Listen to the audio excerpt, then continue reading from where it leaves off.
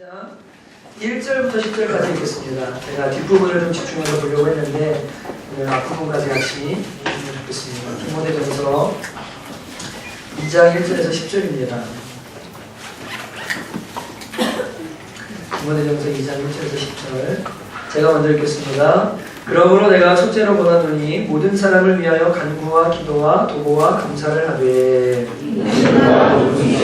모든 사람을 위하여 우리가 모든 경험과 단정으로 그러고 공헌하는 사람을 하라. 이것이 우리 구주 하나님 앞에 선하고 받으실 만한 것이니 하나님은 모든 사람이 구원을 얻으며 주를 하늘에 이르기를 원하십니다. 하나님은 한 분이시요 또 하나님과 사람 사이의 중보자도 한 분이시니 그 사람이신 그리스도 예수라. 그가 모든 사람을 위하여 자기를 백성으로 주셨으니 이때에 이르러 주시니라.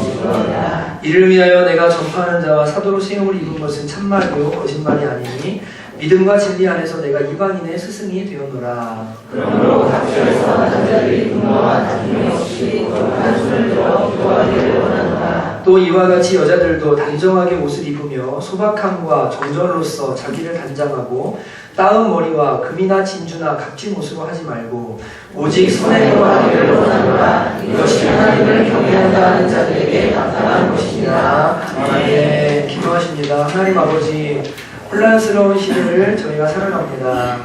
예수 믿는 사람들이 분별하기 어려운 시대에 저희가 봉착해서 무엇이 옳고 그르고 어떻게 기도해야 될지도 모르겠을 만큼 너무 혼란스러운 시대를 저희가 살아갑니다.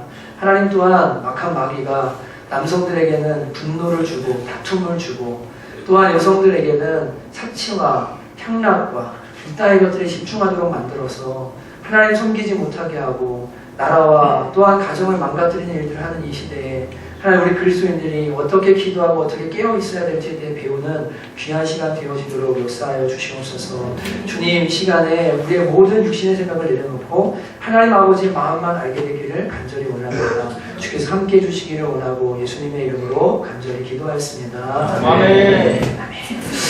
오늘은 이제 이 앞부분에 나오듯이 나라와 민족을 위해서 그리고 우리 어떻게 기도하고 또 그 기도하는 사람으로서 어떤 삶을 살아가는 것이 하나님께서 원하는 삶이겠는가에 대해서 좀 함께 나누려고 합니다. 먼저 말씀드리고 싶은 것은 저는 여기 5절부터 7절에 나오듯이 유일한 중보자이신 예수 그리스도를 증거하기 위해서 부름받은 사도기 때문에 사도가 아니라 종이기 때문에 정치 이야기를 하는 것도 아니고 오늘 이야기하는 것을 여러분이 들으시면 저분이 우파냐 좌파냐 보수냐 진보냐 이런 이야기를 하는 게 아니구나. 그리스도인들이 어떻게 기도하자고 하는 이야기구나라는 것에 대해서 여러분이 분명히 알게 되실 겁니다. 저는 그런 교회를 꿈꿉니다. 우리 교회가 미국에 있는 교회는 아니지만 인종이 다른 사람들이 모이고 사상이 좀 다를 수 있지만 함께 모이고 예수 그리스도로 하나 되어서 정말로 그 예수 그리스도를 각자가 있는 자리에서 높이는 예수 중심 교회, 정말 예수님이 주인이시고 예수님이 다스리시는 교회, 그런 교회가 되기를 너무나 원합니다. 어설픈 어떤 사상이나 어떠한 논리를 가지고 서로를 나누고 분열시키는 것은 하나님께서 기뻐하는 것이 아니기 때문에 여러분이 정말 이 시간에 마음을 열고 하나님께서 우리를 왜 부르셨고 우리가 무엇을 위해서 해야 되는지에 대해서 선명하게 아는 그런 시간이 분명히 되셨으면 좋겠습니다. 먼저 박근혜 대통령이 탄핵이 됐습니다. 여러분들은 박근혜 대통령의 탄핵 사건을 놓고 어떤 생각들을 하십니까? 잘 됐다 생각하는 분도 있을 것이고 안 됐으면 좋았을 텐데 라고 생각하는 분들도 아마 계실 것이고 다 나름대로의 가치관을 가지고 이게 옳다 저게 옳다라고 생각하는 생각들이 여러분들이 있을 것입니다. 그런데 여러분 그 모든 것들이요 다 절대적인 진리가 아니라는 것을 여러분과 제가 분명하게 먼저는 인정해야 됩니다.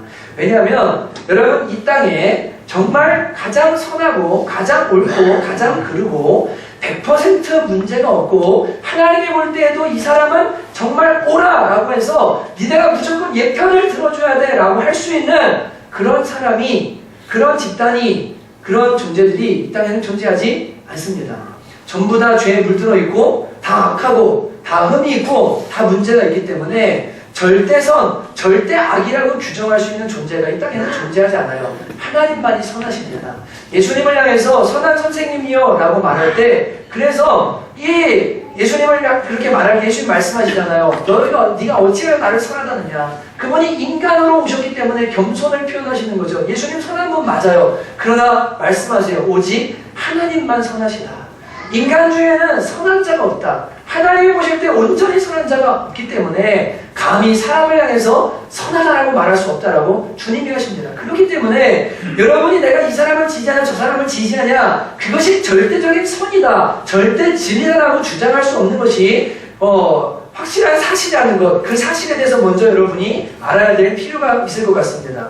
저는 이 탄핵 사건을 보면서 여러 가지 생각들이 교차하는데 그러면서 일단 기도했어요. 하나님, 정말 이 나라가 어떻게 될지 주님의 손에 이 나라를 의탁합니다. 특히 이 나라의 복음의 진보가 이제 어떻게 될지에 대해서 주님 기도합니다라고 기도하게 됐어요. 저의 관심은 복음이니까요. 여러분, 이 땅을 구원하고 이 땅을 잘 살게, 이 땅을 행복하게 하는 것은 정치가 아닙니다. 사랑이 아닙니다. 조금 좋아질 수 있고 조금 나빠질 수 있고 조금 서민들에게 좋아질 수 있고 조금 가난한 사람들에게 좋아질 수 있는 어떤 차이는 있을지 모르겠지만 진정한 행복, 진짜 우리를 구원하시는 분, 정말 진정한 구원을 주시는 분은 오늘 4절부터 5절에 나오는 중보자이신 예수 그리스도 한 분밖에는 없는 줄로 믿습니다. 오직 예수님 외에는 이 땅을 온전하게 하시고 참 행복하게 만드실 수 있는 분이 없어요. 정치를 통해서 유토피아가 되는 게 아니에요. 사회주의를 하자고 했었지만 사회주의가 결코 인간의 욕심 안에서 될 수 없다는 걸 다 경험했어요. 공산주의 안 된다는 거 알아요. 어떤 사회복지를 통해서 무언가 해보자고 그래도 이 세상에 얽힌 섞인 모든 죄에 물들어 있는 이 세상은 결코 천국이 될 수 없어요. 그렇기 때문에 오직 중보하신 예수 그리스도 복음만이 살 길인데 목회자의 관심은 어떻게 하면 복음이 진리가 어떤 통로를 통해서든 그것이 정치를 통해서든 경제를 통해서든 혹은 교회를 통해서든 이 복음의 진보가 일어나고 예수님이 전해지는 것에 관심이 있는 거지 통로 자체에 관심이 있는 게 아니거든요. 그러니까 이 박근혜 대통령이 탄핵되고 나서 저의 관심은 뭐냐면 복음의 진보가 행여나 막히는 일이 일어나게 될까봐 두려운 마음이 드는 거예요. 오해하지 마세요. 제가 박근혜 대통령을 저는 그냥 말합니다. 왜냐하면 저 박근혜 대통령 찍었어요. 왜 찍었냐면 세 가지 때문에 찍었어요. 첫째는 대북 문제에서 북한은 헌법상 주적이다. 우리는 휴전주의다. 그리고 저것은 바른 합법적인 정권이 아니다. 통일돼야 된다. 그리고 대한민국을 중심으로 평화 통일이 일어나야 된다. 나는 이것 첫 번째 이것이 있었고 여러분 지금 북한에 죽어가는 백성들이 얼마나 많은지 모릅니다. 1970만 명이요 영양실조래요. 1970만 명이 영양실조래요. 나라의 70%가 영양실조예요. 그래서 이거 하나, 그 다음 또 하나는 동성애를 막겠다. 이건 절대 안 된다. 그래서 이 동성애를 반대하는 것, 그 다음에 세 번째로 이슬람을 절대적으로 막아보겠다. 라는 이 세 가지 가치 때문에 저는 박근혜 대통령을 실제로 찍었어요. 뭐 정치 얘기하는 게 아니라고 말씀드렸어요. 왜냐하면 복음의 진보를 위해서 그것이 반드시 필요한 일이기 때문에 그렇게 했어요. 그런데 동성애는 열지 않기 위해서 나름대로 노력을 한 것 같아요. 북한 문제에 대해서는 바르게 한 것 같아요.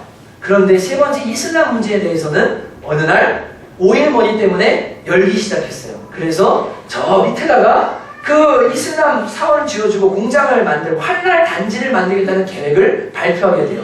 그때 무슨 일이 일어났죠? 지진이 일어났죠. 그죠? 지진이 일어났습니다. 그래서 지진이 일어나서 정말 거기 막 경남 맞죠? 거진 어디입니까? 예, 익산입니까? 전라도 익산입니까? 익산에 한랄단지를 만들면 지진이 일어나요. 그러면서 이거는 뭔가 하나님 뜻이 아닌 것 같은데 그런데 점점 어떤 일이 생기더니 결국 탄핵되어서 이제 대통령직에서 물러나게 되는 이런 사건까지 이제 일어나게 됐어요. 그런 모습을 제가 보면서 저는 박근혜가 탄핵이 돼야 된다 안 해야 된다 이게 저의 관심이 아니에요. 복음이 진보가 일어나냐 안 일어나냐 어떤 정권이 서든 간에 정말 하나님의 진리가 정말 인간을 행복하게 하는 것은 복음인데 정말로 그 복음이 어떻게 하면 진보가 일어나는가에 관심이 있기 때문에 하나님 그 다음엔 하나님은 어떻게 하기를 원하시는 겁니까? 왜냐하면 사람에 대한 기대가 끊어졌으니까요. 이것을 누가 느꼈냐면 이사야가 느꼈어요. 이사야는 이사야 입장에 우시야 왕이 주권에 내가 본즉 주께서 높이 들린 보좌에 앉으셨는데 그의 옷자락은 성전에 가득하였고 이 우시아라는 왕은 이사야의 친척이었고 이스라엘을 부흥시킨 정말 성군 중에 하나입니다. 근데 이 사람이 갑자기 병으로 죽어버려요. 이사야는 생각했어요. 이 우시아만이 우리 이스라엘을 회복시켜주고 우리를 부흥하게 할 수 있는 거라 착각했는데 그가 죽고 나니까 그제야 누구를 보기 시작했냐면 높이 들린 보좌에 앉으신 하나님을 이사야가 보기 시작한 거예요. 이사야가 보니까 나라를 다스리는 왕들이 있으나 이 나라를 다스리시는 분은 정말로 이 왕이 아닌 그 위에 계신 하나님 아버지시구나. 하나님께서 온 우주를 통치하고 계시고 모든 민족을 다스리고 계시는구나. 그것을 이사야가 눈을 뜨고 바라보면서 하나님께 찬양하고 경배하는 내용이 이사야 6장에 나오는 겁니다. 그래서 이사야는 우시아가 죽고 나서야 무엇을 깨닫게 되냐면 정사와 권세를 다스리시고 민족을 다스리시고 악한 자를 패하시고 선한 자를 세우시고 사람을 크게 하고 낮게 하시고 부하게 하시고 가난하게 하시는 모든 주권이 하나님께 있구나라는 것을 이사야가 깨닫게 되어지는 거예요.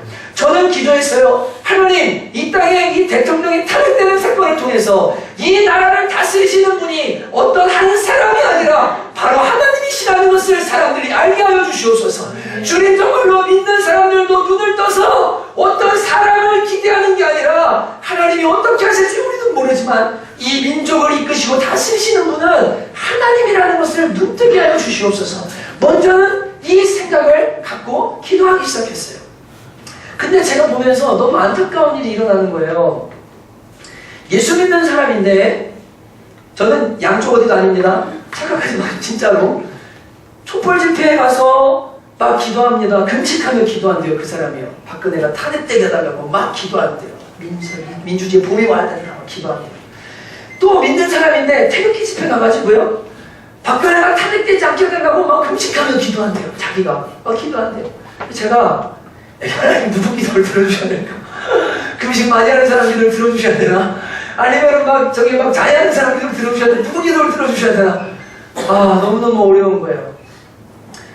믿는 사람들 중에 많은 사람들이 태극기 집회에 많이 갔습니다. 촛불 집회도 많이 가 있습니다. 이번에 대법관 8명, 헌재 재판관 8명 중에 신실한 그리스도인들이 계십니다. 근데 그분들이 예수 믿는 분들이고 정말 신실한 분들인데 탄핵해야 된다고 만장일치로 가기로 했어요. 왜요? 탄핵을 해야 이 나라가 더 얻는 것이 많기 때문에, 더 그것이 좋기 때문에 믿음으로 그분들도 결정한 줄로 믿어요. 근데 안타까운 것은 이제 잘 들으셔야 돼요. 믿는 사람들이 태극기 집회에 많이 가 있었어요.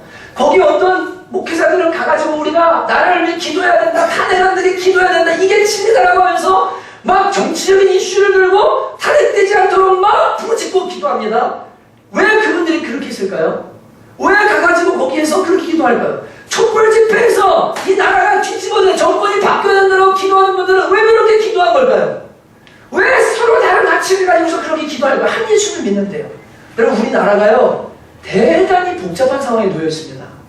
긴 이야기를 많이 할 수 있는 목요일날 이 얘기를 잠깐 제가 금요일날 새벽에 했었어요. 그랬더니 아내가 여보, 이 이야기 진작에 좀 했으면 좋았을걸. 아니, 문제가 다 되고 나서 주님의 뜻이 무엇인지 모르니 이루어지고 나서 그때 우리가 이것을 놓고 기도해야지. 너무 섣부르게 교회 안에 예수로 모인 우리가 내가 이게 맞냐 저게 맞냐 놓고 싸우는 이런 문제는 아닌 거기 때문에 저는 탄핵이 되어졌다는 소식을 듣고 나서 그날 아침에 어떤 결과가 일어나도 우리 기도하자. 그리고는 얘기를 했거든요. 여러분, 좌파 우파라는 말 많이 있으시죠? 네, 좌파 우파. 우파와 좌파의 차이가 뭡니까? 우파와 좌파의 차이가 뭡니까? 우파는 어떤 사람들을 주로 말합니까? 네? 그냥 제가 말씀드릴게요. 여러분, 이건 정치 용어인데요. 우파는요, 시장, 경제, 자유주의를 지지하는 사람들을 원래 우파라고 불렀습니다. 그리고 좌파라는 말은 사회주의 체제, 그리고 공산경제를 주장하는 사람들을 좌파라고 불렀어요. 다시 말하면 공산주의를 하겠다, 사회주의를 하겠다는 사람들은 좌파로 불렸고, 시장경제, 자유민주주의를 하겠다고 했던 사람들은 다 우입으로 불림을 받았습니다. 그런데 여러분, 이 좌파 우파라고 할 때 사회주의, 공산주의 어디 있어요? 북한에 있죠? 그죠? 북한에 있죠? 오늘 진짜 오해하지 말고 들으세요. 저는 정말 하나님 마음을, 우리나라의 하나님 마음을 이야기하려고 그래요. 여기 지금 대한민국이죠. 남한이라고 흔히 우리 말하죠. 대한민국이죠. 여러분, 근데 문제는 바로 이겁니다. 우리가 흔히 말하는 진보라고 말하는 것과 보수라고 말하는 가치가 있는데, 이것은 좌파 우파의 문제가 아니에요. 이거는 사회주의를 하겠다 혹은 공산주의를 하겠다를 진보냐 보수냐를 나누는 가치관이 아니에요. 보수는요, 핵심 가치들이 있어요. 이런 가치를 고수하겠다는 사람들이 보수예요. 이분들은 어떤 가치를 지키느냐? 동성애는 절대 안 된다. 가정의 가치관을 지켜야 된다. 신은 있다. 종교라는 것은 정말로 존재한다. 하나님 계신다. 이 가치관을 지켜야 된다. 부부간의 질서 지켜야 된다. 부모 자식 지간에 지켜야 된다. 어떤 전통적인 가치들을, 핵심 가치들을 잃어버리지 않고 지키려고 하는 사람들이 누구냐면 보수예요. 그런 사람들을 주로 보수라 불러요. 그리고 진보는 어떤 사람이에요? 이 사람들은요, 자유와 인권을 원해요. 그래서 이 핵심 진리를 보수하고 지키겠다가 아니라 자유하고 싶다, 인권이 중요하다라고 이 편에 서 있는 분들이 대부분 진보에 가 있습니다. 그러니까 이분들은 어떤 분들이 많냐면 페미니스트, 여성운동하는 분들, 그다음 동성애 운동하는 사람들, 이거 인권이다. 그리고 농민운동하는 분들, 뭐 여기 노동운동하는 분들, 우리의 자유와 인권을 찾아야 된다, 변화가 필요하다, 뒤집어져야 된다, 바뀌어야 된다, 이런 얘기하는 분들이 다 누구냐면 진보 쪽에 속한 분들이 많이 있습니다. 문제는 이거예요. 진보와 보수가요, 이게 없잖아요. 이게 없죠. 이게 없으면 어디 안에서요? 자유주의 그리고 시장경제 안에서 진보와 보수가 싸우는 것은 전혀 나쁘지 않아요. 전혀 문제가 안 돼요. 왜냐하면 자유주의 가치를 지키고 그 안에 각자가 가진 가치관을 가지고서 정말로 이분들은 어렵고 힘든 사람들, 소외된 계층들을 향해서 마음들이 많아요. 여러분, 성경은 분명히 말하기를 고아와 과부의 하나님이라고 얘기하세요.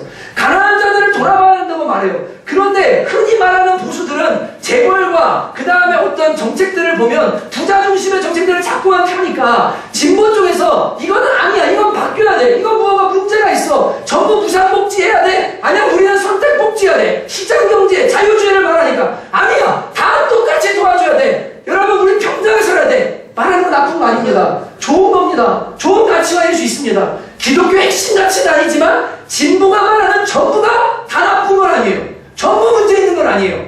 그런데 문제는 뭐냐면 이게 시장경제를 생각하면 다행인데요, 이게 좌와 우가 싸우던 우리나라가 원래 이게 싸우고 있었거든요.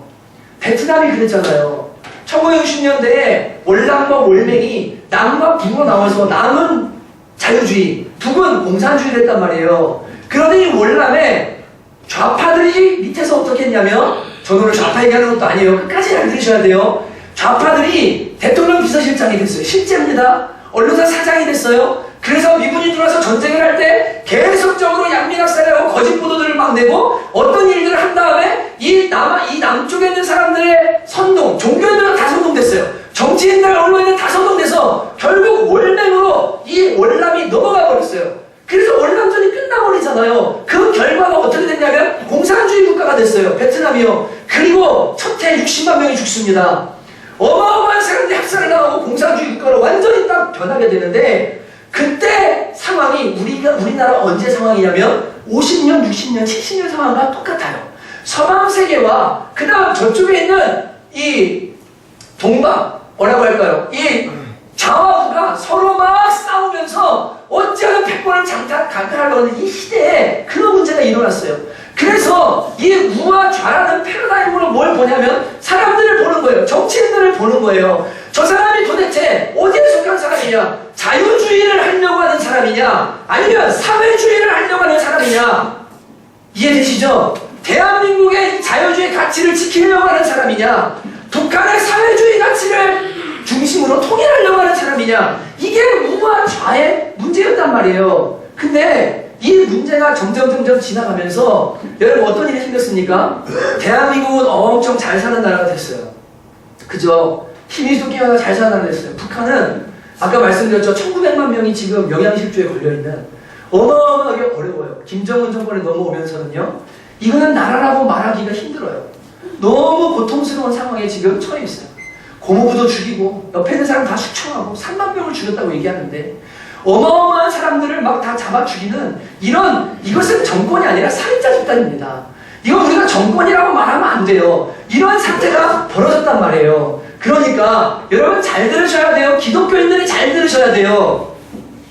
태극기 집회에 나가 있는 분들은 아직도 무슨 생각을 하고 있냐면 박근혜 대통령이 무에 있는데 탄핵이 되면 여기에 나라가 넘어간다는 생각을 하는 거예요. 그래서 이 나라가 북한에게 먹히겠다 라고 생각을 하기 때문에 박근혜 대통령이 탄핵되면 안 된다. 지금 저들이 촛불 집회를 하는 것은 이 어떤 사람들의 선동에 의해서 이 나라가 북한으로 넘어갈 수 있기 때문에 절대 탄핵이 되면 안 된다라고 나름대로 가치를 가지고 반대 집회를 하는 거예요. 그런데 여러분 이쪽에서 촛불을 드는 분들은요, 지금 부상하고 결탁해서 비리를 저질렀다. 이단의 딸이라 국정농단이 일어났다. 대통령으로 자격이 없다. 이렇게 국적이 운영되면 나라 꼴이 엉망이 된다. 맞는 말입니다. 맞는 말이에요. 여러분, 예수 믿는 사람들의 지금 문제는 이겁니다. 저는 양쪽에 가 있는 사람들 누굴 비판하는 게 아니에요. 우리는 정치하는 사람들이 아니에요. 이 땅에 하나님의 나라가 어떻게 하면 이루어질까? 주님이 기뻐하시는 뜻이 어떻게 이루어질까? 여기에 초유의 관심이 있는 사람들인데, 근데 이 태극기 집회에 가서 뭐 하냐면요, 야 이거 절대 탄핵 일어나면 안 돼. 이거 북한으로 넘어가. 근데 여러분 이제 상식을 가지고 생각을 해보자고요. 지금 북한의 상황이 어떤지 아시죠? 여러분 김정은 나이가 몇 살입니까? 관심 없으신가요? 34이요. 34이요. 예, 33, 34 이렇게 말하죠. 여러분 죄송합니다. 33만 적은 나이 아닙니다. 피덩이 같은 그 나이. 한 나라를 맡기에는 말도 안 되고 그냥 아버지가 물려줘서 맡은 그 나라를 다스린다라고도 말하기 힘든 그런 정권이 잡고 있는 그 나라가 있어요. 지금 있다고 칩시다. 대한민국이 이만큼 있어요. 근데 어느 정권이 잡았어요? 저는 정치 얘기하는 게 아니에요. 이 사람들이 만약에라도 북한과 우리 통일해야 된다. 북한과 대화하고 북한을 인정해줘서 이렇게 우리 있잖아. 북한 중심으로 통일하자 그러면 여러분 거기야 좋습니다라고 말할 사람 손 들어보세요. 아무도 없죠. 아무도 없어요. 왜 그럴까요? 좌와 우의 이념 대립은요, 아직 남아있기는 하겠지만 자유주의를 하겠냐 사회주의를 하겠느냐의 문제를 놓고 따지는 진짜 극좌, 무슨 말이죠? 정말로 공산주의를 하겠다, 북한 중심으로 진짜 통일을 해야 된다라고 생각하는 사람들은 이 땅에 있기는 있을 것입니다. 그러나 그들이 주류가 아니고 주가 아니에요. 박근혜 대통령이 잘못했어요. 잘못했으면 어떻게 해야 돼요? 법의 심판을 받아야 돼요. 그게 하나님의 공의예요.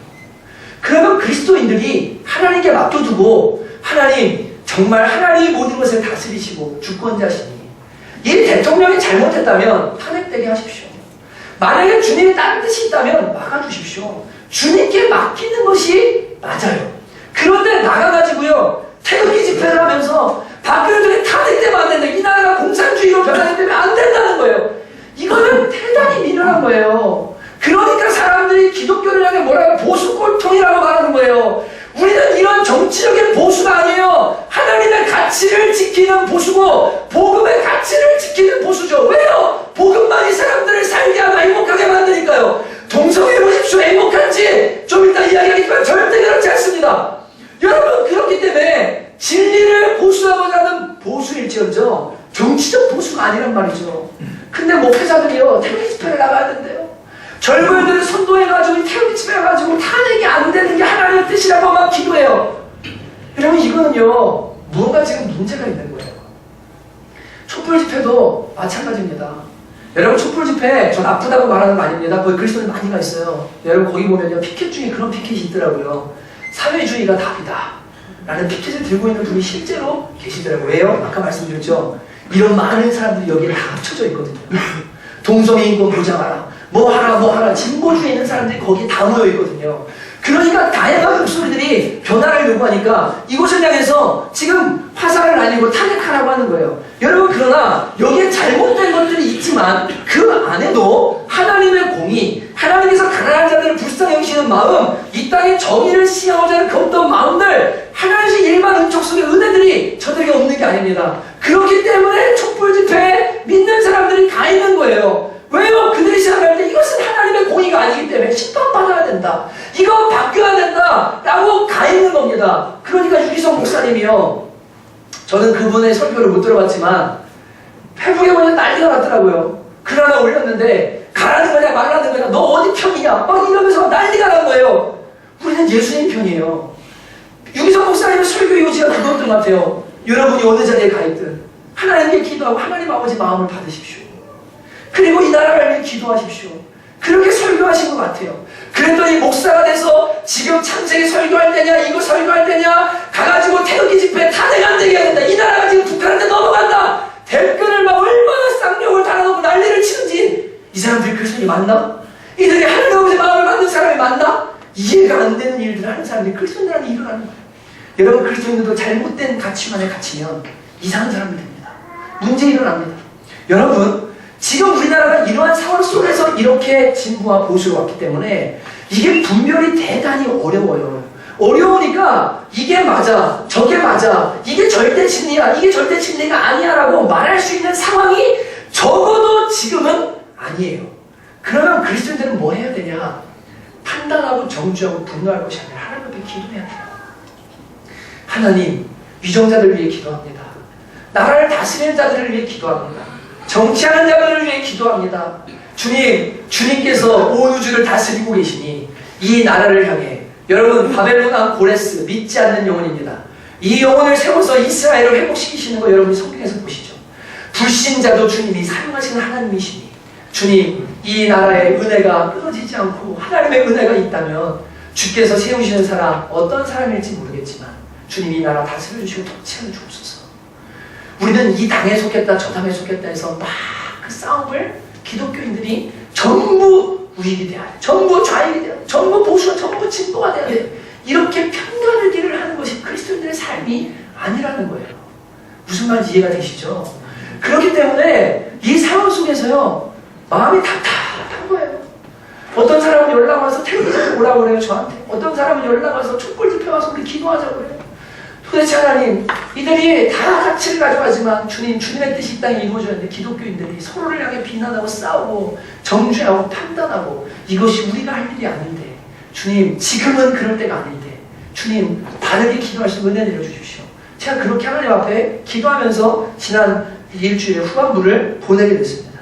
여러분 그러니 여기 보십시오. 2절부터 보세요. 그러므로 내가 첫째로 원하니 모든 사람을 위하여 간구와 기도와 도구와 감사를 하되 임금들과 높은 지위에는 모든 사람을 위하여라. 이는 우리가 모든 경건함과 단정함으로 고요하고 평안한 생활을 하려 함이라. 이것이 우리 구주 하나님 앞에 선하고 받으실 만한 것이니 하나님은 모든 사람이 구원을 받으며 진리를 아는 데 이르기를 원하시느니라. 여러분 그들이 정치합니다. 그들이 정말로 잘못할 수도 있습니다. 부족할 수 있습니다. 그런데 하나님 아버지 마음은 그것을 넘어서서 뭐냐면 그 한 영혼이 진리를 알고 하나님 앞에 구원받기를 원하시는 것이 누구의 마음이라고요? 하나님 아버지의 마음이라고 하시네요. 이해가 되시죠? 이해되시죠? 예. 여러분 이 나라는요 지금 진짜로 기도가 필요해요. 이 페미니즘이나 동성애 이거 만약에 열리잖아요? 그러면은 진짜로 교회 앞으로 참 어려움이 올 겁니다. 복음의 진보가 엄청나게 어려울 거예요. 젊은이들의 영은 완전히 망가집니다. 이영수 집사님이 검찰에 계시더라고요. 여기 송파예요. 얘기하시더라고요. 매일 동성애자들이 온대요. 매일. 조사받으러 매일 온대요. 그리고 매일 오는 동성애자들이 전부 다 에이즈 환자래요. 전부 에이즈 환자래요. 이영수 집사님 물어보셨대요. 야 너네 그거 왜 하냐? 그 사랑이냐? 아니래요. 성적인 쾌락이래요. 성적 즐거움이래요. 예, 진정한 사랑 동성에서 못 찾아온답니다. 학문 섹스하기 위해서 그거 하는 건데 그 즐거움 찾아서 쾌락의 끝이죠. 근데 왜 오냐면 동성애 때문에 오는 게 이용수 선생님 마약 관련 수술하시는 마약을 하고 그걸 하기 때문에 오는 거예요. 전부 다. 다에이즈 환자예요. 대부분 마약을 해요. 그리고 그 중에는 자기 몸을 팔아서 남자가 몸을 팔아서 먹고 사는 아이들도 오는데 마약하지 않고는 못하기 때문에 그거 쾌락에서 빠져나올 수 없기 때문에 조사받으러 오는 게 다 에이즈 환자예요. 전부 남자예요. 그리고 제가 제 얘기가 아니에요. 이용수 집사님 얘기입니다. 조사하시는 여러분 그랬더니 옆에 있는 분이 얘기하시더라고요. 맞아요 목사님. 우리나라가 1억 원씩 에이즈 환자에게 1억 원씩 지원해 줍니다. 그리고 우리나라의 질병 중에 간병인을 붙여주는 질병은 에이즈밖에 없습니다. 왜 그들이 동성애라는 자기가 즐기고 싶은 걸 해서 했을 뿐인데 그들을 치료하라고 1억 원을 지원해주고 거기에다가 가난한 사람도 많은데 간병인까지 붙여줘야 됩니까? 이건 하나님의 진리 아닙니다. 저는 진보 좋아합니다. 그러나 여기에 대해서는 반대예요. 페미니즘이요? 이영욱 집사님이요? 목걸이를 만드셨어요. 내가 너를 못 박았어. 넌 내 거야. 이거 화이트 네일을 해서 콜라보해서 만들었어요. 예수님의 십자가, 우리가 주님께 못 박힌 사람이죠. 십자가 못을 형상화해서 하트를 해가지고 만들었어요. 그 어떤 사이트에 올리기로 해가지고 거기 원래 하려고 올렸는데 거기서 얘기했대요. 지금 이 표현은 내가 너를 못 박았어, 내 걸로 못 박았어라는 표현은 여성 비하 표현입니다. 그러니까 우리 사이트는 못 올립니다. 그러니까 수정해서 가져오십시오. 근데 제가 그 얘기 듣기 전에 며칠 전에 무슨 기사를 봤냐면 네덜란드에 지금 신호등 교체 작업이 일어나고 있어요. 법안을 통과시켜서요. 왜 일어나는지 아세요? 거기 나오는 이 신호등에 서 있는 사람 있죠, 이거. 이게 남자라는 거예요. 왜 신호등에 남자만 해놓냐? 여자를 해놔야 된다. 인식을 바꿔야 된다. 그래서 신호등 모양을 모자 쓰고 치마 입은 여자가 걸어가는 모양으로 교체하기 위해서 수십억 원의 돈을 들여가지고 그것을 지금 하려고 하는 일들이 일어나요. 여러분, 이건 진리 본질이 아니에요. 자기들의 눈에 그렇게 바라보니까 모든 게 다 걸려서 이것도 여성 문제, 저것도 여성 문제, 무슨 말만 한마디 해도 여성 비하, 무슨 발언 이렇게 하죠. 그럼 한용원 씨의 복종했다는 시도 다 발언이 이게 비하입니까? 여러분, 진짜 이 말도 안 되는 진리를 벗어나서 정말 이 영역을 벗어나었던 것들 반대하고 해야 됩니다. 너무 마찬가지예요. 박근혜 잘못했으니까 탄핵하면 아멘. 어쩔 수 없어요. 하나님의 공의가 이루어진 거니까요. 기독교인들이 거의 가가지고 반대하고 이건 아니라고 그러고 이건 좌파가는 일이라고 그러고 이건 공산당이 하는 일이라고 빨갱이라고 그러고 이건 기독교인이 해야 될 일이 아니라고요. 이건 무지의 소치예요. 우리는 예수 안에서 진리를 붙드는 사람들이에요. 그렇기 때문에 하나님 이 나라가 어떤 정권이 잡든 성향이 있을 수는 있겠죠. 하나님 이 나라가 주님의 진리대로 가기를 원합니다. 그래서 정당한 목소리를 내고 의견을 내고 투표할 수 있지만 어떤 편에 서서 그것이 절대선 절대악이라 생각하고 그것을 양분하는 분열을 조장하는 것이 그리스도인이 아니란 말이에요. 근데 가 있으니까요. 사람들 젊은이들이 다 욕합니다. 기독교인들은 다 보수 꼴통이다. 기독교인들은 전부 박근혜 편이다. 아니요. 그렇지 않아요. 아까 말씀드렸죠. 헌법재판관 8분 중에 적어도 2분 이상 정말 신실한 그리스도인으로 알고 있어요. 그분들도 아무리 봐도 나라를 위해서 탄핵하는 것이 맞겠다 라고 결정한 거예요. 본인이 다른 의견을 내면 4대4 혹은 5대3 돼봐요. 그러면 이 3을 붙들고서 봐라, 3은 반대하는데 이거는 아니다라고 해서 또 난리가 일어날 것 같으니까 8명이 목소리를 맞춰서 나라를 위해서 결정한 거예요. 그러면 승복해야죠. 승복해야죠. 하나님께 맡기고 주님이 나라 다스려달라고 맡겨놓고 승복해야죠. 이렇게 나뉘어져서 무언가를 막 하는 것은 하는 거라는 바가 진짜로 아니에요. 그렇기 때문에 우리 뭐 해야 되냐면요. 위정자들에서 기도하셔야 돼요. 제대로 기도하셔야 돼요. 그리고 어떻게 기도해야 되냐면 하나님 정말로 저 위정자들이 진리를 알고 구원에 이르기를 그게 하나님 아버지 마음인데 주님 저 사람들 예수만 믿는다면 아멘이시죠? 예수 제대로 발견하면요 이런 거 안 해요. 이런 거 안 해요. 이게 만약 저희가 진짜 하나님의 진리대로 정말 가치를 지킬 수 있는 진짜 하나님의 보수, 무슨 이해되시죠? 성경 보수, 진리 보수주의자들, 하나님 진짜 말씀의 보수주의자들이 이 땅에 일어날 수 있도록 주님 위정자들을 믿는 사람들 되게 해주십시오. 그들을 구원해 주십시오. 하나님 나라에 믿는 정치인들 많이 일어나게 해주십시오. 이게 우리가 기도할 바고 우리가 하나님께 간절히 기도해야 될 바예요. 탄핵이 되냐 안 되냐 놓고서 기도하고 이게 맞냐 안 맞냐 놓고 제가 어떤 글을 보고 기겁할 뻔했어요. 그리스도인인데요. 어떤 사이트에다가 뭐라 그랬냐면 우리 목사님 이번 주에 창세기 설교를 했는데 지금이 창세기 설교할 때니까 탄핵 반대 설교를 해야지. 밑에다가 제가 막 한번 욕을 한 바가지 제가 분노가 일어나더라고요. 진짜로. 아니 목회하면서 창세기가 필요하냐 설교를 하시겠지. 주님 마음 따라서. 당신이 생각하는 탄핵 반대가 그게 진리라고 성경보다 더 우리라고 지금 말하는 겁니까? 그것을 말해야만 깨어있다라고 말하고 그것이 진짜라고 말하는 겁니까? 만약 그게 진짜라면 하나님 왜 탄핵하게 내버려 두셨습니까? 왜 금식하고 기도 그렇게 많이 했는데 그가 진짜 그렇게 생각한다면 하나님이 왜 믿는 사람들 마음 훔쳐서 한 명을 반대해야 될 거 아니에요? 왜 탄핵에 들어가셨겠어요? 여러분 정권을 다스리고 인도하시는 분 하나님이세요. 우리는 그것을 보는 게 아니에요. 그 위에 하나님을 보는 거예요. 그리고 기도하는 거예요. 하나님 이 나라 다스려주세요. 주의 통치가 임하길 원합니다. 우리는 더 높은 차원에 있는 사람들이라는 사실을 여러분이 분명하게 아셔야 됩니다. 그래서 성경은 말해요. 임금들과 높은 지에도 모든 사람을 위해서 기도해라. 왜냐하면 우리가 경건과 단정함으로 평안함 가운데 생활하기 위함이다. 여러분, 이 동성애 문제 하나 걸려보십시오. 이거 법안 통과되냐 안 되냐 이런 문제가 생기니까 오늘도 문자가 오잖아요. 그 누굽니까? 헌법재판관 이분 성향이 이거라서 이거 안 된다 지금 막 엄청나게 막 문제가 일어나가지고 막 문자 오거든요.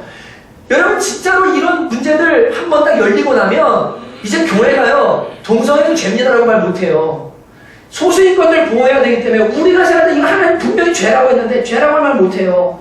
그러니까 어떻게 하면 이들한테 지원해주고 이들을 도와줘야 된다고 얘기하는 거예요. 이런 거 안 해야 돼요. 이건 잘못된 겁니다. 이거 우리 반대해야 돼요. 그러나 여러분, 진짜로 모든 걸 싸잡아서 좌우, 이건 옳고 이건 그러, 이렇게 이건 하나님 편이고 이거는 저 사람은 하나님 편 아니야 라고 평가를 하는 거, 이거 절대 하면 안 돼요. 그냥 우리는 임금들을 위해서 기도해줘야 돼요.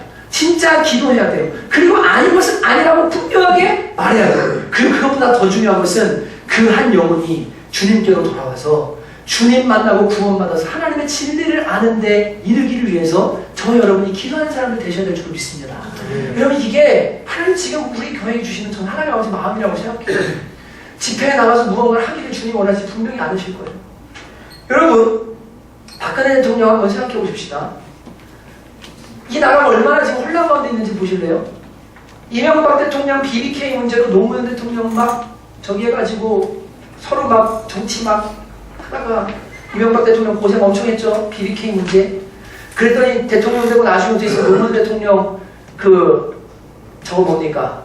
너 한번 복수하자 내가. 그리고 탄핵했죠, 그죠? 탄핵했을 때 보수 진영에 있는 사람들 웃으면서 고소해하면서 그 표정들 여러분 영상에서 보신 분들 계실걸요? 저도 보면서 야, 진짜 마귀 같다. 정말 어떻게 저럴 수가 있냐? 마음이 진짜 아프더라고요. 탄핵당했죠. 자신들이 사랑하고 좋아하는 정치 지도자가 그렇게 탄핵당하고, 그리고 결국 자살로 비참하게 마감이 되고 나니 니네도 한번 죽어봐라. 또 복수하는 거예요. 조선시대 때부터 삼국시대부터 어느 나라나 이런 일이 없진 않지만 서로 잡아 죽이고 서로 분열하고 서로 복수하고 마음에다가 그 원한 품어놓고 저거 이제 한번 죽여버려야 되는데 이 분노와 다툼에 갇혀있는 이 나라 대한민국, 남과 북이 갈라져가지고 자유주의 안에서도 진보냐 보수냐를 따지고 싸우기도 바쁘고 힘들어 죽겠는데 이념까지 끼어서 이념 전쟁까지 일어나니까 너무나 복잡한 이 나라, 도대체 분별하기가 어렵고 저 사람이 하나님의 사람인가 어느 편인가 도대체 뭘 결정하려는가, 이 분간하는 이때 우리의 이성과 우리 어떤 판단으로 이것을 분별하고 이것을 옳다라고 말하기는요 진짜 어려워요. 진짜 어려워요. 그렇기 때문에 여러분, 우리가 참 불쌍하다, 이 나라 진짜 안타깝다, 너무너무 마음 아프다 생각하면 뭐예요? 기도하는 사람들이 되셔야 되는 거예요. 기도하는 사람들이 되셔야 돼요. 박근혜 대통령 여러분 생각해 보십시오. 여러분이 그냥 그 입장에 가 있다고 한번 생각해 보세요. 어렸을 때 엄마가 총 맞아 죽었어요. 아빠가 총 맞아 죽었어요. 동생은 마약 중독이에요. 여러분 집에 알코올 중독 한 명만 있어도 죽을 것 같죠? 가족이라고는 아무도 없어요. 의지할 사람도 없어요. 어떻게 하다가 이단의 교주 딸이 친구가 됐어요. 그리고는 자신의 삶 깊숙이 개입해서 들어왔어요. 그러다 국정농단에 걸려서 지금 한 명은 먼저 감옥 가 있고, 이제는 대통령이라는 직분 벗어버리고 최고랑 차야 되는, 다음 주에 소환돼야 되는 어떤 상황에 처해 있습니다. 한 여자의 일생으로 여러분이 한번 생각해 보십시오. 결혼도 못했습니다. 인생 말년에 60넘어서 감옥 가게 생겼어요. 불쌍하지 않습니까?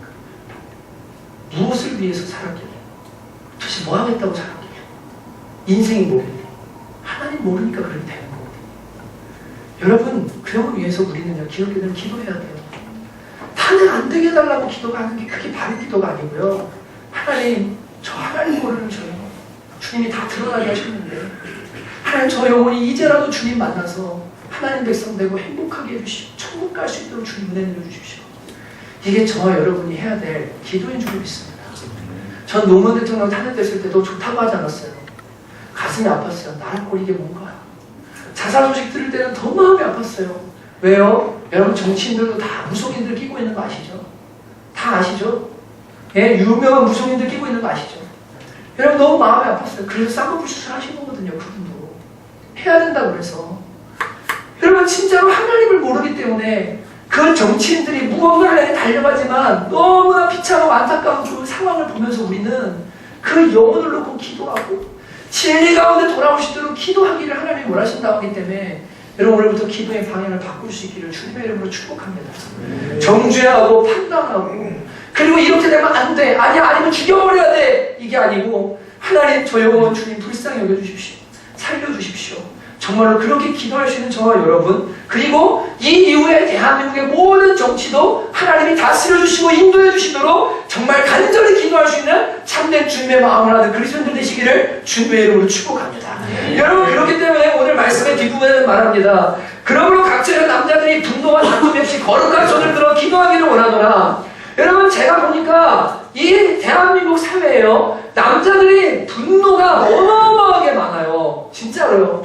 이 정치를 향한 분노, 경제를 향한 분노, 재벌들을 향한 분노, 심지어 교회를 향한 분노, 그것이 교회가 보수라는 생각을 가지고서 함께 싸잡아서 교회 그러면 돈 많은 것들, 교회하면 무조건 보수 이러면서 막 욕하고 분노하는 이 남자들 속에 분노가 엄청나게 많은 것을 발견하게 됩니다. 여러분 이 상황들을 보면서 여러분은 어떤 마음 드셨어요? 저도요 진짜 한편에 욕이 막 나오더라고요. 양쪽 다 향해서 예 욕이 막 나오고 제 안에 분노가 일어나더라고요. 이 상황을 보면서요 막 누구든 잘했다 이런 게 아니라 진짜 제 속에 분노가 일어나고요. 어떤 걸 보면요 막 제 안에서 어느 날부터인가 막 갑자기 욕이 나오려고 하는 저를 느끼면서 야 이거 하나님 기뻐하는 게 아닌데 내가 지금 이런 것에 마음을 써서 내 마음과 영혼이 망가질 것이 아닌데 도리어 기도해야 되는데 라는 마음이 드는데 분노가 올라오는 걸 제가 봤어요. 여러분 이 사회가 막 어려워요. 경제도 어려워요. 정치도 어려워요. 모든 게 정치로부터 시작되기 때문에 정치, 경제, 문화가 연결되어 있으니까 막 그 끄트머리 매년 정치를 향해서 엄청난 분노를 가지고 분노를 쏟아부어요.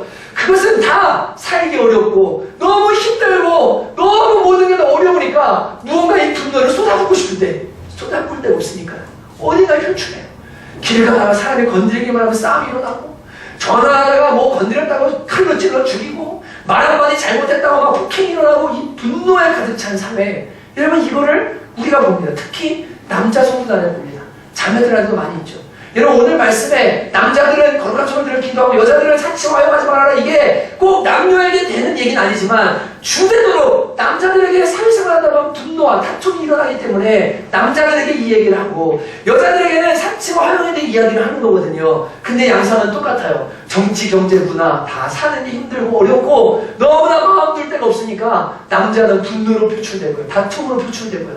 여성들은 쾌락을 찾고 사치하고 값비싼 옷을 찾고 맛있는 거 먹고 그냥 이렇게 살자 라고 하는 이러한 쾌락주의로 넘어가는 것 이게 다 같은 뿔에 사실은 나오는 겁니다. 근데 오늘 사도는 말합니다. 야 너희 남자들이 각처에서 분노와 다툼이 아니라 거룩한 손을 들고 기도하는 자들 되기를 원한다.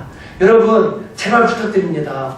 정치 문제 놓고서요 네가 맞냐 내가 맞냐 앉아가지고 막 싸우고 다투고 그리스도인들이 그 자리에서 다툼의 중심에 서 있는 사람들 되지 마시고 여러분 침묵하시고 하나님 앞에 하나님의 뜻 일어나면 기도할 수 있는 여러분 되시기를 주님의 이름으로 축복합니다.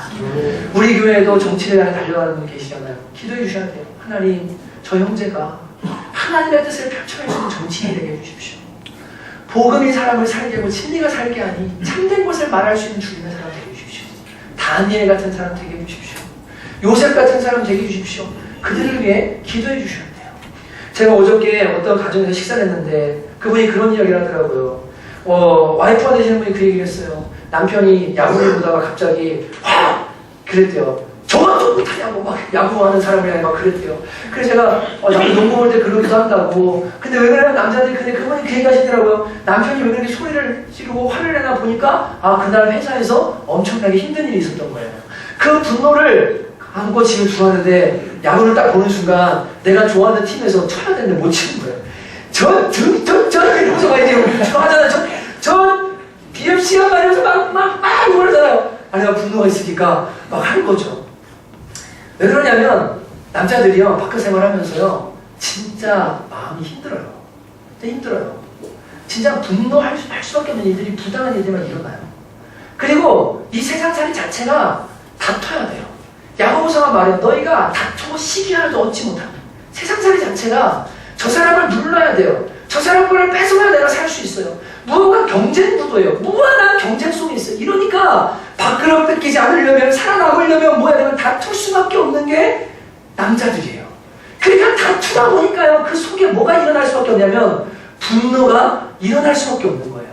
근데 야고보 사도는 말해요. 너희가 다투고 시기하고 죽여도 너희가 얻지 못한다. 니네들이 그렇게 살아도 다 얻지 못한다. 원하는 만큼 못 얻는다. 왜냐하면 너희는 다른 존재다. 너희는 빛들의 아버지를 믿는다. 온갖 온전한 선물이 하늘에 계신 아버지께로부터 너희에게 온다. 그렇기 때문에 너희는 세상 사람들이 하는 것처럼 분노하고 다투는 사람들이 아니라 먼저 하나님께 기도하는 사람들이 되어야 된다. 여러분의 삶의 주권이 하나님께 있다는 것을 인정하십니까? 네. 나는 최선을 다해 살고 나는 정말 최선을 다할 뿐이지만 나를 낮추시고 높이시고 살게 하시고 입게 하시고 모든 것은 다 주님 주권에 있다는 것을 인정한다면 우리는 사람을 향해 분노하고 옆에를 향해 분노하고 사회를 향해 분노할 것이 아니라 하나님을 향해 기도함으로 고요하고 단정한 중에 신앙생활하는 남성들이 되셔야 될 줄 믿습니다. 그래서 남자들이요 기도하기 시작해야 돼요. 여러분들이 진짜로 기도 열심히 하시면요 진짜 기도를 통해서 그 다투고 시기하고 분노하는 마음들이 마음속에 사라질 수 있어요. 제발 기도의 능력을 경험할 수 있는 남성들 되시기를 주님의 이름으로 축복합니다. 여러분이 그렇게 기도하면 하나님께서 여러분들의 기도를 들으시고 가장 선하고 좋은 것으로 여러분 삶을 채워주실 것이고 여러분은 진짜 복된 인생을 살게 될 줄을 믿습니다. 여러분 나라 향해 정치 향해 막 욕하고 분노하지 마시고 이제는 입을 닫고 하나님 나라 민족 위해 기도합니다. 내 삶 위해 기도합니다. 꼭 기도하시기를 주님의 이름으로 권면합니다. 자매들에게 권면합니다. 자매들에게 이렇게 말합니다. 여자들도 단정히 옷을 입고 소박함과 정도로서 자기를 간주하고 다운머리나 금이나 진주나 값진 옷을 하지 말고 선행으로 하기를 원하노라. 이것이 하나님을 경외하는 자들에게 마땅한 것이니라. 잘 보세요. 여성들에게 말해요. 너네들 다운머리 금이나 진주 혹은 비싼 옷으로 자기를 치장하지 말아라. 하나님을 경외한다면 뭐해라? 착한 행실로 자신을 단장해라라고 말씀하십니다. 여러분 이 영지주의 이단의 환경 속에서 초대교회에 이제 이런 경고들이 나오는 건데 이 영지주의 이단이 들어와가지고 교회 안에요 지식으로 구원받아 야 고난이고 환난이 있는데 일단 먹고 즐겨 이 땅에서 우리가 행복한 게 하나님 행복한 거야 재밌게 살아야 돼 즐겁게 살아야 돼 이게 복음이야 라고 잘못된 교리들을 뿌려놨어요. 그런데 여성들이 집에서 뭐 하냐면 그냥 예쁘게 꾸미고 그죠? 맛있는 거 먹고 돌아다니고 향락을 즐기고 이렇게 사는 것이 좋은 건 줄 알고 그렇게 살아가는 거예요. 근데 오늘 사도는 말이에요. 하나님을 경외하는 자들에게 그게 마땅한 바가 아니다라고 말합니다. 제가 어떤 분의 설교를 오래전에 들은 적이 있습니다. 그분은 거룩한 부자가 되라 라고 설교를 하는 분이세요. 근데 여러분 잘 들으셔야 돼요. 성경의 첫 번째 초점이 뭐죠? 거룩이죠. 그죠? 분은 성경의 초점이 아니에요. 분은 하나님 주실 수도 있고 안 주실 수도 있어요. 근데 거룩한 부자가 되라라는 것은 부자가 되라가 포커스예요. 그러니까 그분은 이 말씀으로 어떻게 설교했냐면 명품백을 꼭 들지 말라는 이야기는 아니다. 꼭 값비싼 옷을 입지 말라는 이야기는 아니다. 입어도 된다. 그러나 착한 행실 많이 하면 된다. 라고 타협합니다. 근데 여러분 오늘 이 성경 분명히 말해요. 다운머리나 금이나 진주나 값진 옷으로 하지 말고라고 정확하게 말합니다. 정확히 말합니다. 너네들 너무 비싼 거, 너무 좋은 거, 너무 맛있는 거, 너무 그거 이거 하느라고 하나님 경외한다는 사람들이 그렇게 살면 절대 안 된다. 그렇게 우리는 살 수 없다. 라고 분명히 이야기하는 거예요. 제가 이 대한민국 사회에 사실은 참으로 정결한 단장이라고 하려고 그러거든요.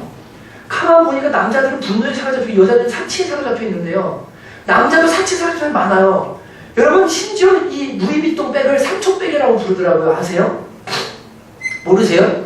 삼촌백이라고 부르더라고요. 왜 삼촌백인지 아세요? 강남 시내 나가면요 3초에 한 번씩 보인대요. 루이비통 백이요. 저게 짝퉁인지 진짜인지 모르겠지만 이 어마어마하게 비싼 백을 너무 많은 사람이 들어서 이건 대한민국밖에 이런 일이 안 일어난대요.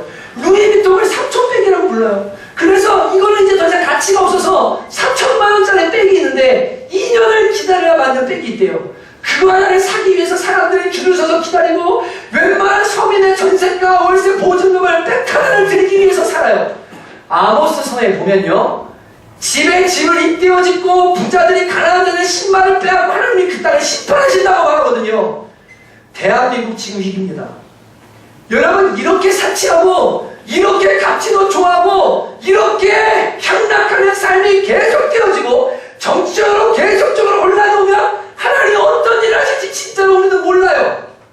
하나님의 심판이 말지도 몰라요. 정신 차려야 돼요. 적어도 그리스도인들이라면 정신 차려야 돼요. 여러분, 값진 옷이나 비싼 옷 혹은 이런 것들로 너희 자신을 치장하지 말아라. 이게 너희가 너희를 꾸며야 될 단장이 아니다라고 말하세요.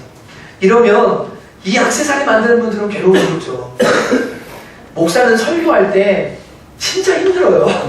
진리를 말해야 되는데 다양한 사람들이 모여있는데 하나님의 진리는 하나인데 이대로 살자고 말하는 게 얼마나 힘들지 몰라요. 그러면 싸구려 액세서리를 만들려고 할 수도 없고, 그럼 비싼 거는 안 만들면 이게 돈이 안 되고 먹고 살아야 되는데 딜레마요, 딜레마. 그러니까 빨리 천국 가야 돼요. 얼른 주님이 오셔야 돼요. 이 죄악된 세상에 살아가는 게 진리대로 사는 게 보통 힘든 게 아니에요. 중심 잡고 산다는 게요. 근데 우리가 각자 기준이 있잖아요. 내가 이 정도는 성령이 주신 자유함 안에 두려도 내가 죄가 아니다. 나의 수입과 내게 주신 거 안에서. 여러분, 1,000억 버는 사람이 1,000만 원짜리를 산다. 괜찮습니다. 그럴 수 있어요. 그러나 그런 분이 안 쓰고 더 주님을 위해 사용한다면 너무 멋있죠. 그러나 100만 원 버는 사람이 허영이 뭡니까? 뜬구름 잡듯이 떠 있는 거죠. 더 많은 걸 가지기 원하는 마음이죠. 분수 이상의 것을 원하는 거죠. 그걸 허영이라고 말하고 사치라고 말하거든요. 분수 이상을 넘어서 무언가를 자꾸만 값진 옷, 금이나 진주 이런 거를 추구하는 것으로 자신을 단장하지 말라는 거예요. 대신 뭘로 단장하라고요? 착한 행실로 단장하라고요. 그것이 하나님 받을 만한 것이고 아름다운 것이다라고 권면하는 겁니다. 이제 여러분 기억하셔야 됩니다. 남자들 잘 들으셔야 돼요. 다툼과 분노가 내 삶에서 사라지기를 기도하셔야 돼요. 내가 스트레스 받고 사회활동하면서 너무 어렵고 힘들지만 이것 때문에 가정에 와서 분내고 화내고 정치를 향해 애먹것을 향해서 분노하고 다투고 이렇게 하는 삶에서 돌이키도록 해야 돼요. 여성들 들으셔야 됩니다. 맞벌이하고 어렵게 사는 분들 많이 있겠지만 남편이 열심히 일하고 돈 벌어오는데 정말로 여러분 진짜로 그거 가지고서요 사치하고 향락하고 먹을 것 다 먹고 막 이렇게 살면 여러분 그 아름다움이 없어져요. 아름답지 않아요. 결코 아름답지 않아요. 여러분이 아무리 꾸며보십시오. 김태희보다 여러분이 아무리 금이나 진주를 단장해보십시오. 예. 트와이스의 뭡니까? 예, 미나지 누구지? 걔보다 예쁜지. 여러분은 점점 나이를 먹어갑니다. 여러분 점점 늙어갑니다. 발라도 쭈글쭈글해집니다. 남편이 여러분의 외모 때문에 처음엔 결혼했을지 모르지만 그 외모가 영원하지 않습니다. 착한 행실이요 가장 아름다운 거예요. 진짜로. 남편이 아무리 사회적으로 잘 나간 거예요. 집에서 맨날 승질내는데 맨날 분노하고 맨날 싸우는데 사랑스러워요. 사랑이 안 되죠. 애들한테 막 폭언하고 폭행하고 가정이 제대로 될 수 없죠. 그러니까 여러분 남성들은요 분노와 다툼에서 자유가 와야 돼요. 여성들은 이 외모지향주의 사치하고 향락하는 것에서 자유가 와야 돼요. 그러려면 기도해야 돼요. 그러면요 가정도 서요. 영원하게 단정해져요. 진짜 아름다운 역사가 가정마다 개인마다 일어나게 될 줄로 믿어요. 주님께서 우리가 진짜로 이 혼란스러운 시대에 분노나 사치나 향락에 살아가지 말고 너희가 자유한 가운데 살아라. 우리를 부르시는 초대인 줄로 믿습니다. 제가 2주 전에 엄청난 분의 기사를 봤어요. 제가 진짜로 너무너무 놀랐는데 보세요. 이분은 누구냐면 소망화장품의 강창석 맞나? 네, 강석창 회장님이세요. 기부하기 위해 창업을 했는데 소망화장품을 20년 동안 100억을 기부했습니다. 100억을 기부했어요. 만성 두드러기로 고생하던 청년이 덕수상고를 졸업하고 작은 화장품 회사에 입사해서 10년간 영업사원을 일하다가 1992년에 소망 화장품을 이분이 창업합니다. 그래서 1995년부터 매년 매출의 1~2%, 때로는 전체 이익, 회사 전체 이익의 30%를 기아대책과 월드비전 같은 구호단체에다가 기부하면서 살아온 꽃을 든 남자, 화장품 아시죠? 그 강석창 소망글로벌 회장님 이야기입니다. 99년 245억, 2000년 892억, 2010년은 1219억 원을 달성했고 2011년에 KTNG에다가 본인 지분의 60%를 607억 원에 매각하고 지금은 미네랄 바이오를 인수해서 화장품 업계에 이제 복귀를 다시 하셨대요. 근데 이분의 꿈이 뭐냐면요, 자신의 재산의 99%를 사회에 환원하는 거예요. 사업을 다 하고 나서요, 은퇴할 때 자신의 재산 99%를 사회에 환원하는 거예요. 근데 더 멋진 건 뭐냐면, 내가 1000억을 벌면, 그죠? 99%를 환원하면 얼마 남아요? 계산이 안 되시나요? 10억이 남죠, 그죠? 예. 자기는 최선을 거해서 파일을 키워가지고 딱 기부해버리고, 그 다음에 나는 최선을 딱 가지고서 나머지 인생 살아야겠다. 이분 예수님은 정말 신실하게 믿는 분이에요. 정말 주님 사랑하는 분이에요. 근데 이분의 삶이 얼마나 멋지냐면요, 그렇게 많은 돈을 기부해 돈이 아깝지 않습니까? 이분이 이렇게 인터뷰에 말했어요. 골프 치러 가는 사람들 물어보세요. 그 아까운지. 한 번 나가도 50만원, 60만원 아까운지 물어보세요. 자기가 좋으면 하는 거죠. 저는 기부가 전혀 아깝지 않습니다. 저는 하나님 나한테 주신 소명이 드리기 전혀 아깝지 않습니다. 그리고는 힘나는 대로 뭐하냐면 가난한 사람들 돕는 일에 최선을 다해요. 근데 여러분, 이분이 탄 차 1600억 원짜리 회사를 가지고 있는 분이 탄 차가 뭔 줄 아세요? 옛날 프라이드, 옛날 르망, 지금은 스포티지. 스포티지, 옛날 스포티지 말고요. 그 다음 첫 번째가 스포티지죠. 회장님이 2차 타고 다녀요. 그러면서 자신의 재산의 모든 것을 다 사회 위에 기부합니다. 가난한 사람들 살겠다. 나는 예수님이 그렇게 부름받았다. 이런 사람이 실제로 존재를 하더라고요. 너무 멋있죠? 너무 멋있죠? 참 쉽지 않은 길이에요. 여러분, 회장이 돼가지고 스포티지를 몰고 다닌다는 게, 그래도 그랜저나 외제차나 이렇게 사업하는 사람들이 서로 격이 있는데 대부분 이렇게 얘기하거든요. 근데 이분은요, 십자가의 길 좁은 길. 여러분, 제가 차 얘기가 초점이 아닙니다. 네, 차 얘기가 초점이 아니에요. 차 가지고 있는데 정신하지 마세요. 차 얘기하는 게 아니에요. 이분이 자신의 중심에 초점을 딱 잡고, 나는 주를 위해 내 삶을 최대한으로 정말 이용해서 하나님 기뻐하는 삶을 살겠다. 그리고는 다툼과 분노로 막 살아가는 게 아니에요. 이분은 진짜 하나님 안에서 주님 주신 지혜가 늘 사업하면서 수입 주시면 다른 사람들 도와주고 열심히 섬기고, 그리고 자신을 단장하잖아요. 예, 멋진 옷이나 남성들 멋진 시계, 멋진 차, 뭐 의리한 집, 이런 것들이 나를 화려하게 해주는 거 아니거든요. 이것도 정죄받지 마세요. 예, 여러분이 하나님의 선택이니까. 예, 나의 단장은 착한 행실, 선한 행실이다. 따은 머리 금지 이런 거 아니다. 비싼 거 아니에요. 진짜 멋있지 않습니까? 여러분, 우리 성남 천국에 이런 분들 나올 수 있기를 주님의 이름으로 축복합니다. 아까 찬양했죠. 이 나라 주님 부흥시켜주세요. 근데 자기는 부흥 안 돼요. 자기는 변화 안 돼요. 자기는 욕심 따라 살고, 자기는 분노하고, 자기는 다투면서 살아요. 그래서 이 땅에는 하나님 부흥을 주세요. 저 사람들 바꿔주세요. 그것은 우리가 하는 게 아닙니다. 우리는 우리 자신을 먼저 하나님 말씀 앞에 바로 서기를 힘써야 돼요. 그러면 이 주님의 교회를 통해 이 땅의 백성들이 먼저, 나의 백성이, 내 이름으로 일컫는 내 백성이 경비하여 내게 기도하면, 저들이 기도하는 거 아니에요. 하나님 믿는 우리가 먼저 기도하고 회개하기 시작하면 내가 그 땅을 고칠지라라고 주님께서 약속해 주셨어요. 회개는 우리 안에서 먼저 일어나야 됩니다. 여러분, 혹시 내가 지금까지 살아온 삶이 분노와 다툼으로 점철되어 있고 진짜로 온갖 사치와 향락으로 내가 점철되어 있다면, 주님 이제는 이것들 내려놓게 하소서. 주님 앞에 단정하고 정결하고 깔끔하게 살게 하소서. 주님 앞에 만날 부끄러움 없게 하소서. 제가 이렇게 단장을 살기 원합니다라고 주님 앞에 기도하고 회개할 수 있는 은혜 있기를 주님의 이름으로 축복합니다. 우리 대한민국 사회에 기도해 주십시오. 분노가 사라지도록, 그리고 이 향락과 사치가 끊어지도록 우리 기도하십시다. 그리고 정치권을 위해 기도합시다. 하나님이 다스려 주시고 이 나라가 주의 뜻대로 갈 수 있도록 하나님 은혜 주시기를 원합니다. 주님 손에 맡깁니다. 이 시간에 같이 한번 거룩하게 진실하게 찬양했는데 여러분 정말 오늘 말씀 기억하면서